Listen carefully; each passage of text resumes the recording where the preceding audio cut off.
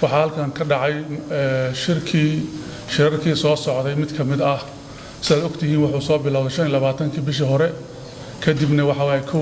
bishan Maarso ayaa lagu labeeyay kii saddexaadna wuxuu ahaa kii maanta dhacay oo bisha 4 ahayd shirarkaas waxay ka dambeeyeen baaqi Prime Minister ku soo saaray nabadeed uu soo saaray ku saabsanaa in wada hadal la galo guulo waaweyn ayaa laga soo hooyay wada hadalladaas labadii wareego hore waxyaabaha laga soo hooyay waxaa kamid ahayd in dhacdadii 19 February laga heshiiyay guddi loo saaray mudaharaadkii iyo arrimihiisa laga wada hadlay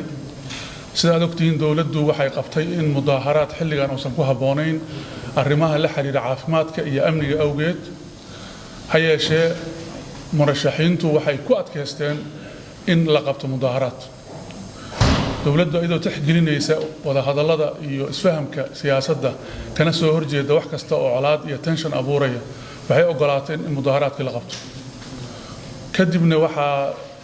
loo gudbay xagee lagu qabanaa iyo qaabkee wada hadal la galay haddana mudaharaadkii waxa ay dhaheen waxaan annagu dawladdu waxay soo jeedisay goobo fara badan oo amniga la sugi karo oo caafimaad ahaan la ilaalin karo laakiin waxay ku adkeysteen in aysan diyaar u ahayn inay ku qabtaan mudaharaad meel aan ahayn meesha la yiraahdo daljirka haddana mar kale dawladdu arrinkaas way fulisay waxa lagu raacay daljirka in lagu qabto waxa loo saaray guddi farsamo oo ka shaqeeya arrimahaas oo maantana fadhi yeeshay laakiin farsamadeedii arrimaheedu waa lagu jiraa wali lama soo dhameystirin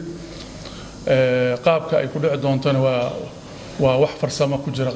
amniga sida loo sugayo caafimaad ahaan qaabkaas waxyaabaha marka laga soo gudbo caawa shirka loo fadhiyo waxa uu ku saabsanaa codsi ay soo gudbiyeen murashaxiintu oo ku saabsan in lagu daro madasha dawlad goboleedyada iyo dawladda dhexe ka dhaxaysa inay fadhigaas ka qayb galaan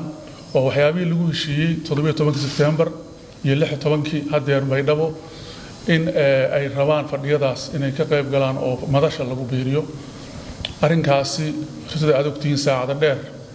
ayuu qaatay arrin ay dawladdu ama xukuumaddu mas'uul ka tahana ma aha waa arrin u yaala maamul goboleedyada iyo dawladda dhexe oo haddii la furayo iyo haddii aan la furayn iyo haddii dad lagu beerinayo haddii kale go'aankeeda aysan dawladdu aysan xukuumaddu iska lahayn marka arrintaasi ayada ah ayaa waqti dheer runtii qaadatay ayaguna ku adkeysteen ilaa in la furo xukuumaddana Prime Minister ku hogaaminayna ay sheegeen inaysan hawshaasi hawl u taala xukuumadda aysan ahayn taladeeduna aysan ka go'in horena aysan u dhicin in la furo madalihii ka horeeyay tanuna furitaankeedu aysan xukuumaddu shaqo ku lahayn arrinkaas ayaa runtii daa faraha badan keenay si kasta waxa la isugu dayay oo Prime Minister ku dulqaad oo muujiyay waa dareemi kartaan caawa 8 baan halka fariisana ama 2 saac sidii loo yaqaan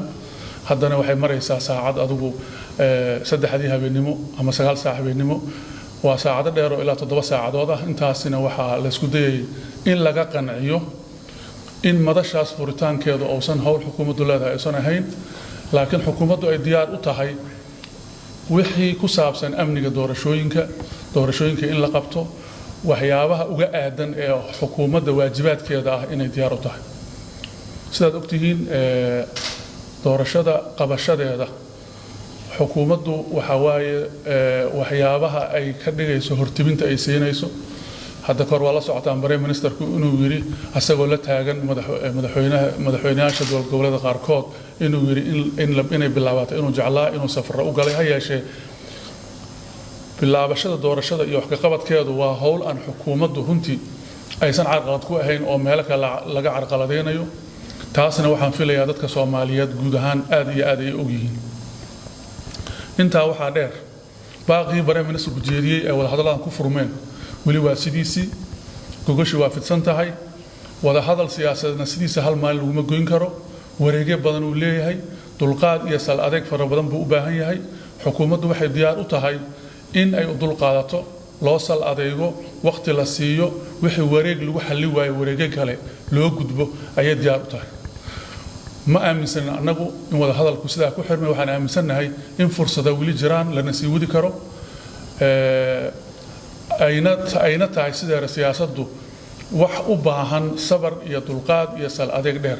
oo aysan ahayn wax hal habeen inta laysu yimaado isla habeenkaa la go'aamin karo mar kale waxaan ku baaqaynaa murashaxiinta iyo inta kale oo siyaasadda danaynaysa in xukuumadda albaabadeedu furan yihiin wada hadalkii halkiisa laga ambaqaadi karo waxyaabihii laysku gefe la sii wadi karo waxyaabihii bislayn u baahan oo weli aan la bislayn karo ayaan ugu baaqaynaa bulshada Soomaaliyeed oo runtii ku diirsatay wada hadalka iyo baaqa bare ministerka iyo dawladda guud ahaan iyo wada hadal ku diirsatayna waxaan mar kale ugu baaqaynaa in ay cid alla cidii wada hadalka ka muujisa cagajiid inay culays soo saaraan lagu soo dhiirigeliyo mar labaad iyo mar saddexaadna waxa waaye waxaan ku soo celinaynaa wada hadalka iyo baaqa nabadda ee bare ministerku hogaaminayo inuu sidiisa yahay habeen iyo maalin aan u dhafrayno gacmaheenu furan yihiin wax kasta oo danta Soomaaliyeed ku jirtani si wada hadal ah si degan ismaqal laab furan iyo qalbi furan iyo maskax furan inaan ku soo dhaweynayno aad iyo aad u mahadsan